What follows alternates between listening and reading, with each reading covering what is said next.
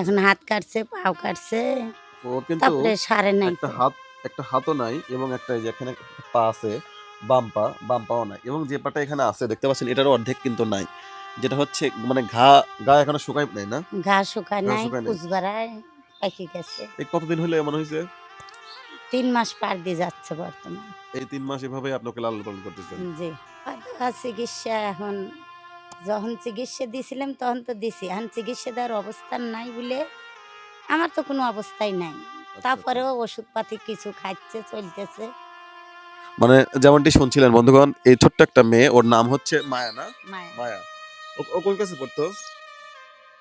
এইটি। Class 8 এ পড়তো। মানে হঠাৎ করে একটা জায়গায় বেড়াতে গিয়ে, ঢাকায় একটা জায়গায় বেড়াতে গেছে বোনের বাসায়। মানে যাওয়ার পরে ছাদের উপরে উঠে জামাকাপড় টান দিছে। ওই সময় ইলেকট্রিক তারে, ঢাকা শহরে অনেক ন্যাকের তার থাকে যেগুলো ইলেকট্রিক তার। ওখানে হাত লাগার পরে হচ্ছে মানে পুরো হাতটাই কিন্তু একদম মাংস যেটা ছিল পুরোটাই একদম পুড়ে গেছে।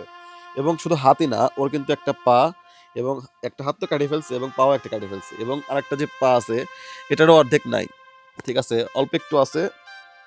বেশিরভাগ সাইডটাই মানে কেটে ফেলছে, যেটা যেখান দিয়ে হচ্ছে এখন বর্তমানে কষ্ট হচ্ছে। আপনারা দেখতে পাচ্ছেন এখানে কিন্তু কষ্ট হচ্ছে এবং মায়ের মানে ওর মায়ের কথা বলার মতো কোনো ভাষা নেই।